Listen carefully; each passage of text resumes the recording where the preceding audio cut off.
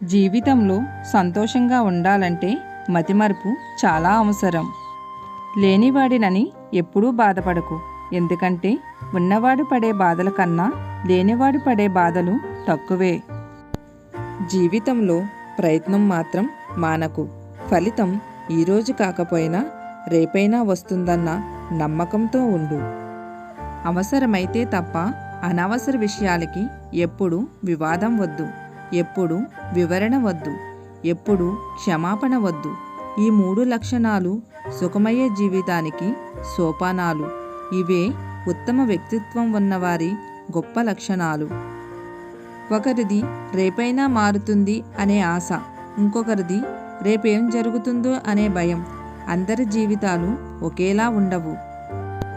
ఎవరిని మన అని అనుకోవద్దు. మన ఇష్టాన్ని, మన కష్టాన్ని వినలేని వాళ్ళు మన వాళ్ళు ఎలా అవుతారు? ఖరీదైన జీవితం కన్నా విలువలతో కూడిన జీవితం నిజమైన ఆనందాన్ని కలిగిస్తుంది.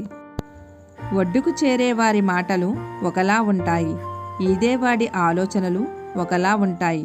ఒకరిది అనుభవం, ఇంకొకరిది పోరాటం. సహాయం చేసి థ్యాంక్స్ ఆశించకు. ఒకవేళ నువ్వు సహాయం పొందితే మాత్రం ఖచ్చితంగా థ్యాంక్స్ చెప్పు. జీవితంలో ఎదురు దెబ్బలు తగలడం మంచిదేనేమో. కాలికి దెబ్బ తగిలితే వెళ్ళే దారిలో ఎలా నడవాలో తెలుస్తుంది. అదే మనసుకు తగిలితే ఎటువంటి వారితో ఎలా ఉండాలో నేర్పిస్తుంది. లక్ష్యం కోసం అలుపెరగక శ్రమిస్తేనే నేడి కాకపోయినా రేపైనా విజయం సాధ్యమవుతుంది. నిప్పు, అప్పు, పగ ఈ 3 తమంతట తాము తరగవు, పెరుగుతూనే ఉంటాయి. అందుకే నిప్పును ఆర్పేయాలి, అప్పును తీర్చేయాలి, పగను సమూలంగా తుడిచేయాలి. వీటిని ఏమాత్రం మిగిల్చినా అభివృద్ధి చెందుతాయి. ఈ సమాజం నీ గురించి ఏమంటుందో వదిలై, ఎందుకంటే అది ఎప్పుడూ ఎవరో ఒకరిని నిందిస్తూనే ఉంటుంది. మూర్ఖులు మాత్రమే నోటిని వాడతారు, తెలివైన వాళ్ళు మెదడుని వాడతారు. సంస్కారవంతులు, వివేకవంతులు మనసుని, మౌనాన్ని వాడతారు. మన లక్ష్యం మన మదిలో నాటుకుపోవాలి. ఎవరు ఏమన్నా ఏమైనా మన లక్ష్యమే మన జీవితం. చూద్దాంలే చేద్దాంలే అనుకుంటే సరిపోదు. ఈ నిమిషం ముందుకు సాగితేనే గెలుపు అంచులకు చేరుకుంటావు. మీరు మౌనంగా ఉండాలి, లేదా మౌనం కంటే మీ మాటలు విలువైనవిగా ఉండాలి. నీ పరిస్థితి బాగాలేనప్పుడు మౌనంగా ఉండు. నీకు అవకాశం వచ్చినప్పుడు మాత్రం అవతలి వారి ఆట కట్టించు. ఎవరో ఏదో అనుకుంటున్నారని ఆలోచిస్తూ కూర్చోకండి. అలా ఆలోచిస్తే నీవు నీ జీవితంలో బాగుపడవు. మీరు ఒక పనిని ప్రారంభించే ముందు ఎప్పుడూ ఈ 3 ప్రశ్నలు వేసుకోండి. 1. నేను ఇది ఎందుకు చేస్తున్నాను? 2. దీని ఫలితం ఎలా ఉండవచ్చు? 3. దీనిలో విజయం సాధించామా? మనిషి అనేవాడు ఎప్పుడూ ధైర్యంగా ఉండాలి. కష్టమైన, సుఖమైన నవ్వుతూ ఉండాలి. అప్పుడే మీకు జీవితం అంటే భయం ఉండదు, భవిష్యత్ అంటే బాధ ఉండదు. ఆస్తిని 7 తరాలకు అందివ్వలేకపోయినా సద్గుణాలను ఒక్క తరానికి అందివ్వండి. అది 7 తరాలకు నిలిచి ఉంటుంది. గౌరవం, మర్యాదలు అనేవి అందరూ కోరుకుంటారు. ఎదుటివారికి ఇవ్వడానికి మాత్రం ఎందుకో మర్చిపోతుంటారు. మిమ్మల్ని ఎవరో ఏదో అన్నారని రగిలిపోయి కుమిలిపోయే కంటే వీళ్ళంతే, ఇలానే మాట్లాడతారు అని ఒక్కసారి అనుకుని చూడండి. అప్పుడు మనసు ఎంతో ప్రశాంతంగా ఉంటుందో, జీవితం ఎంతో సాఫీగా సాగిపోతుందో మీకే అర్థమవుతుంది. సూర్యుని వెలుగు పగటిపూట మాత్రమే మార్గం చూపుతుంది, కానీ ఆత్మవిశ్వాసం అన్ని వేళలా మార్గం చూపుతుంది.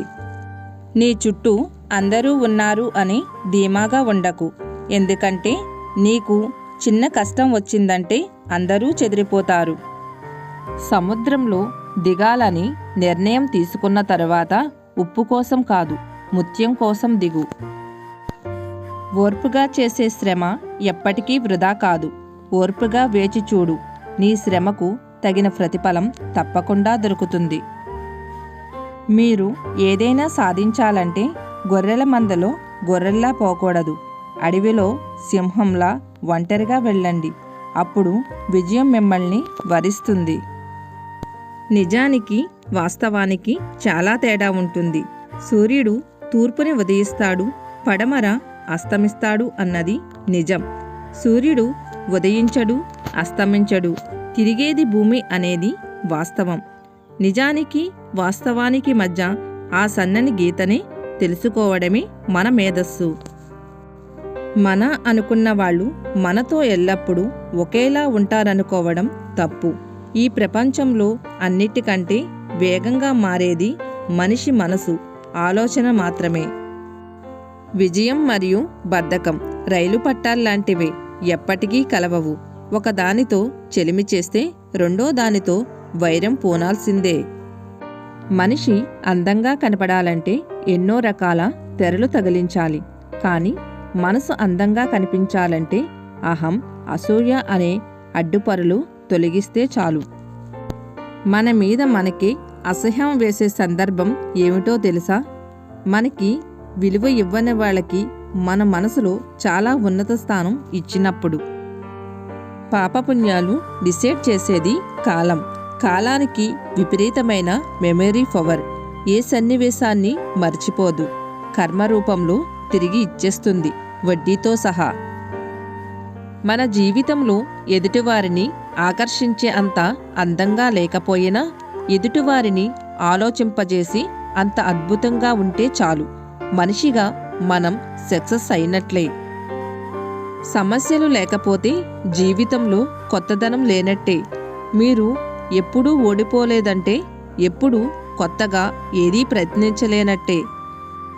పగలు రేయి కలిస్తేనే ఒక సంపూర్ణమైన రోజు. కష్టసుఖాలు కలిస్తేనే ఒక పరిపూర్ణమైన జీవితం.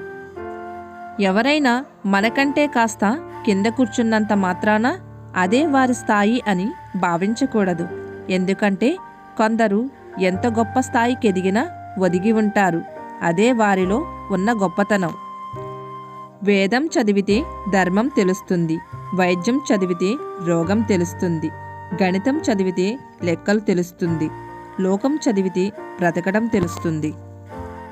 జీవితంలో ఎప్పుడూ లెక్కలు వేసి ఏ పని చెయ్యకూడదు. పైవాడు ఆల్రెడీ కొన్ని లెక్కలు వేసి మనల్ని భూమి మీదకి పంపాడు. మనం వాటికి స్టెప్పులు వెయ్యాలే తప్ప కొత్తగా లెక్కలు చెయ్యకూడదు. చేస్తే ఆన్సర్ ఖచ్చితంగా తప్పుగానే ఉంటుంది.